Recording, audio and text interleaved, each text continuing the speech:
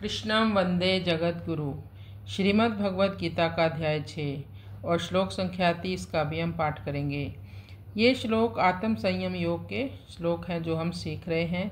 पिछले श्लोक में भगवान श्री कृष्ण ने कहा था, सर्वभूतस्थम आत्मानं सर्वभूतानि च आत्मनि।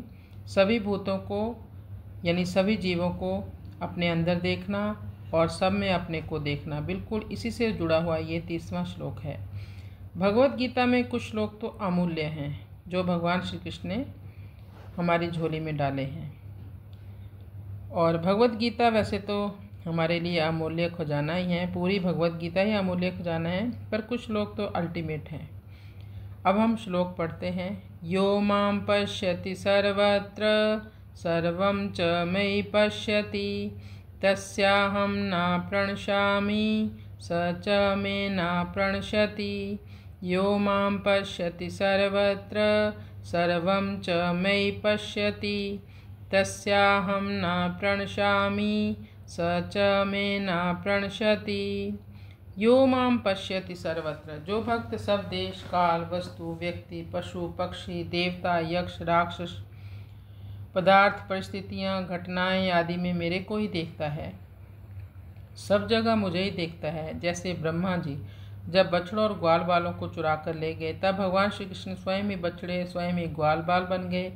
बछड़े और ग्वाल बाल ही नहीं बल्कि उनकी पेंट सींग बांसुरी वस्त्र आभूषण उनकी चाल ढाल आदि सब भगवान स्वयं बने। यह लीला 1 वर्ष तक चलती रही, पर किसी को इसका पता ही नहीं चला। बछड़ों में से कई बछड़े तो केवल दूध ही पीने वाले थे, इसलिए वे घर पर ही रहते थे, और बड़े बछड़ों को भगवान श्री कृष्ण वन में चराने के लिए ले जाते थे। एक दिन दाऊ दादा जी ने देखा कि छोटे बछड़ों वाली गाय भी अपने पहले के बड़े बछड़ों को देखकर उनको दूध पिलाने के लिए हुंकार मारती हुई दौड़ पड़ी। बड़े गोपों ने उन गायों को बहुत रोका, पर वे नहीं रुकी। इससे गोपों को उन गायों पर बहुत गुस्सा आ गया, परंतु जब उन्होंने अपने अपने बालकों को देखा, यानी बछड़ों के स्वरूप में उनके बालक ही थे, तब उनका गुस्सा शांत हो गया और स्नेह उमड़ पड़ा। वे बालकों को हृदय से लगाने लगे, उनका माथा सूंघने लगे। इस लीला को देखकर दाऊ दादा ने सोचा कि यह क्या बात है। उन्होंने ध्यान लगाकर देखा तो उनको बछड़ों और ग्वाल बालों के रूप में भगवान श्री कृष्ण ही दिखाई दिए। ऐसे ही भगवान का सिद्ध भक्त यानी योगी सब जगह भगवान को ही देखता, अर्थात उसकी दृष्टि भगवत सत्ता के सिवाय दूसरी किंचित मात्र भी सत्ता नहीं रहती।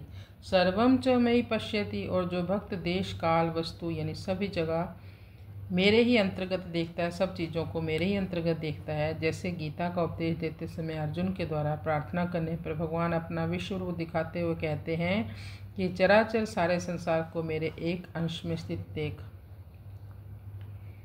तस्याहं न प्रणश्यामि, भक्त जब सब जगह मुझे ही देखता है तो मैं उससे कैसे छिपूं, कहाँ छिपूं और किसके पीछे छिपूं। इसलिए मैं उस भक्त के लिए अदृश्य नहीं रहता, मैं उसके बिल्कुल सामने ही रहता हूँ, निरंतर उसके सामने रहता हूँ। सच में न प्रणश्यति, जब भक्त भगवान को सब जगह देखता है तो भगवान भी भक्त को सब जगह ही देखते हैं, क्योंकि कण कण में भगवान है। क्योंकि भगवान का ये नियम है कि जो जिस प्रकार मेरी शरण लेते हैं मैं भी उसी प्रकार उनको आश्रय देता हूँ। ये यथा मां प्रपद्यन्ते ताम तथैव भजाम्यहम्, कि भक्त भगवान के साथ घुल मिल जाते हैं, भगवान के साथ उनकी आत्मीयता एकता हो जाती है, इसलिए भगवान अपने स्वरूप में उनको सब जगह देखते हैं। इस दृष्टि से भक्त भी भगवान के लिए कभी अदृश्य नहीं होते। भगवान को भूलने का तात्पर्य है कि मन का भगवान से विमुख होकर भटकना। मन को भगवान के साथ जोड़ने का सबसे सरल उपाय है सभी पदार्थों में सभी जीवों में भगवान के दर्शन करना। जैसे यदि कोई हमें दुख दे, हमें सताए, तब हमारे मन की जो प्रवृत्ति है वो है किसी से घृणा कर लेना, तो हम मन की प्रवृत्ति के अनुसार भावुक होकर दुखी करने वाले के प्रति रोष और घृणा कर लेते हैं। उस समय यदि हम मन को समझा लें कि इसमें भी भगवान ही है, भगवान इस व्यक्ति के माध्यम से मेरी परीक्षा ले रहे हैं और मेरी सहन शक्ति को बढ़ा रहे हैं, ऐसा सोचने पर भगवान हमें गलत सोच से बचा लेंगे, गलत काम से बचा लेंगे। ऐसे ही सगे संबंधियों के साथ भी यही व्यवहार रखें, सब में भगवान का दर्शन करें।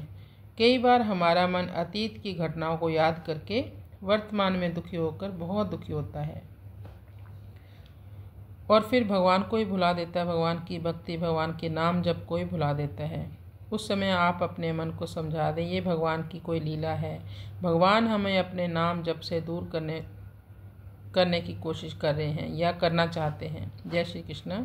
भगवान अपने नाम भजन से हमें दूर कर रहे हैं, पर मन तू भगवान का भजन कर। इस विधि से हमारा मन स्थिर हो जाएगा और धीरे धीरे हम भगवान के चरणार बिंदों में स्थित हो जाएंगे, भक्ति में लीन रहेंगे।